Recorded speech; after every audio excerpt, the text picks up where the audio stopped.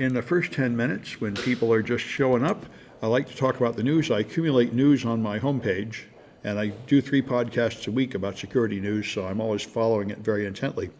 I was very interested to read this.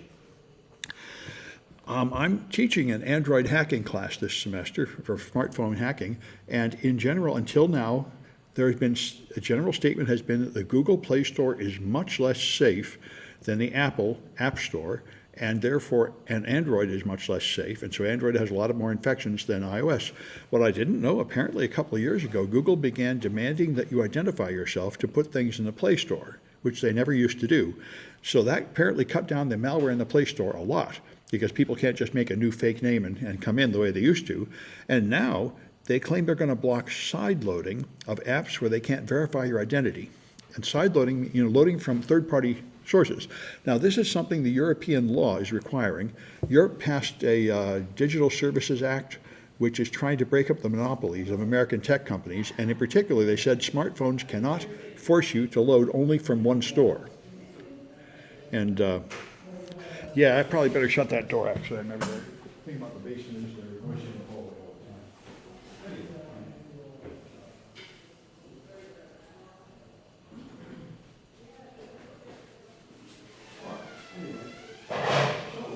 time. This is interesting. The general belief is that this will make iPhones less secure because people will start loading more apps from third-party stores, but it'll probably make Android apps more secure if they do this. Although I'm a little confused. How would they limit what you load from a third-party store? I guess they're going to require you to identify yourself at Google. So anyway, I'd like to see how this is going to work. It's an interesting idea, and it may run afoul of the European law. We're going to have to see what comes of it all. So biotech companies are in pretty big trouble. I think all science is in pretty big trouble in America now that we have an anti-science government. They've cut all funding for science and most of the funding for schools, and they're now pushing the opposite of science. And so biotechs are having a hard time living, so they're moving into crypto. Several companies have done this. They abandoned their original purpose and had become crypto investment companies. Some of them have succeeded, some haven't. We'll see what comes of it all. And so what ICE is doing now is they are leasing planes to deport people to other countries. It hasn't been going well. They deported a bunch of people to El Salvador, but then they came back. They went to Venezuela and got out and came back. They brought back criminals. They brought back a guy who was convicted of many murders and just let him loose on the street because they didn't want to admit they made a mistake. Now they want to send people to Uganda. Anyway, it's very unpopular. And the airlines that rent them planes have protests and stuff. So now Kristi Noem wants to make their own fleet of airplanes and their own airplane franchise just to deport people. She's got the money for it. She said she wants like 120 planes and it's going to cost $12 billion. But in the big beautiful bill, they just gave ICE something like $58 billion. They're now the largest law enforcement agency of any kind in America. So I've got at least one student who is planning to get a job with ICE. They're hiring. It's an option. It depends on condition. What's that? It depends on condition. Depends on the conditions. Yeah, I know. Well, anyway, it's a job. Anyway, so Trump wants to terminate ABC and NBC. He thinks they should be paying millions of dollars in broadcast fees and they should be canceled. That's why one thing that amazes me, in fact, I'll try it again. If you go to Google and you ask Google who won the 2020 United States election for president, and you go to AI, it says Joe Biden won. I don't know why they do this. Trump is sure to punish them for this. I mean, I think history books and colleges are going to have to say that Trump won very soon, and I'm surprised Google hasn't done it yet. They've kowtowed to him in many ways. All the major tech companies are going along with him rewriting history. The Smithsonian took him off the list of impeachments. So I'm surprised Google is still doing this. I wonder if it's just an oversight. I'm watching. I don't think it'll be long before they change this to say Trump won in 2020. Click what? Oh, well, that sets you a bunch of websites. And these are still websites that say Joseph Biden won. So they haven't, and I'm surprised. But it won't be long, I think, before the pressure causes them to erase this.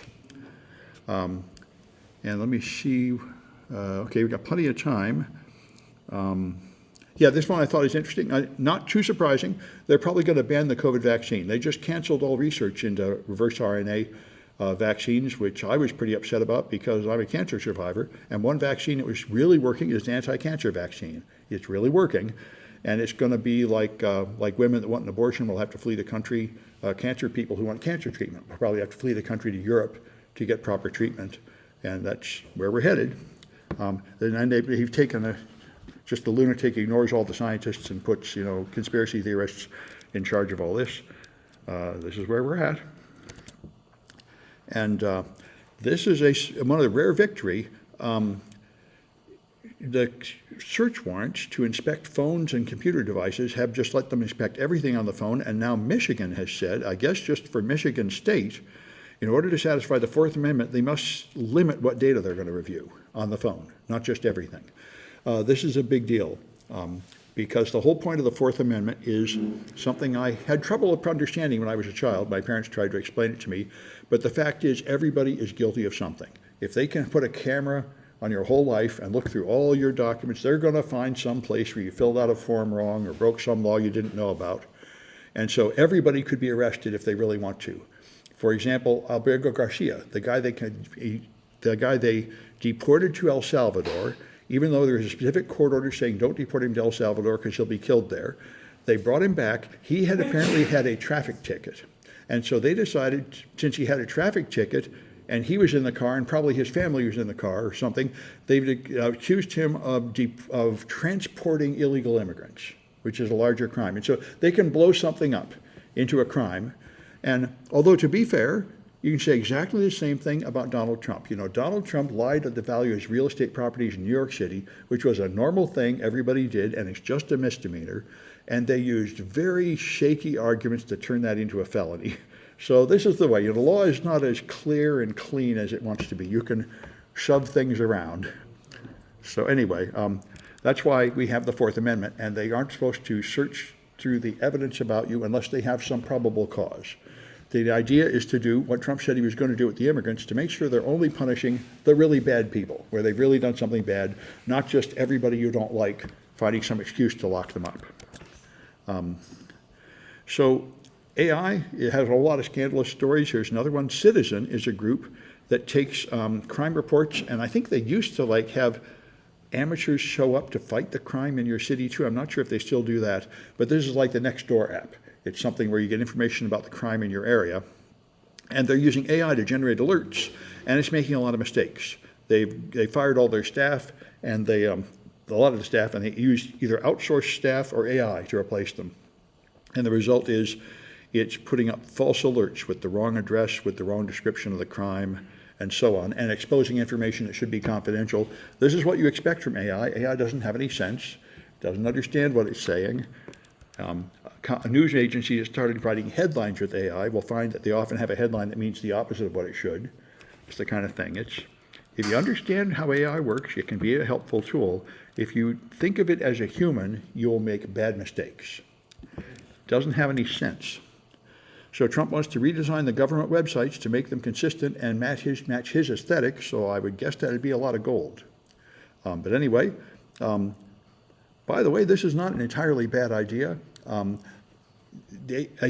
websites are incredibly difficult to navigate, and this because until very recently, it's only 5 years ago, it was a brand new idea they should actually make them easy for the customer to use. The only thing they made them was easy for the bureaucrat to find the data they need.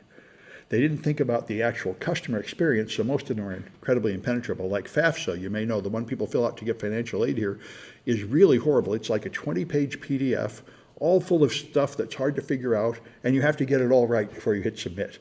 So I used to be a guy on the staff here that would just help students fill out FAFSA, because it's nearly impossible. And this is not a mistake either. This is how Republicans cut funding. They make it very hard to get your funding. I know a friend who can't even, an old lady can't get her Social Security because she doesn't speak English as a first language, and it's just an impossible maze of forms and arguments. And that's intentional. That's a way to cut social services. Just the ones, mRNA tech so far. No more mRNA vaccines, but I'm sure, but RFK Jr. has made it clear he would like to end vaccines entirely and pasteurization. pretty much he doesn't believe in the whole germ theory of disease. And this reminds me, African dictators typically denied that HIV existed. And that seems to be a popular thing that dictators do, is just deny the truth about a medical problem because they think they can just control reality. Like Trump thought he could just move hurricanes and anything he says will just magically come true. It's there's some kind of psychological thing there. Making people say something that you know is false is a way to get them inside the group. Anyway, that's enough of the news for today. Let me stop this.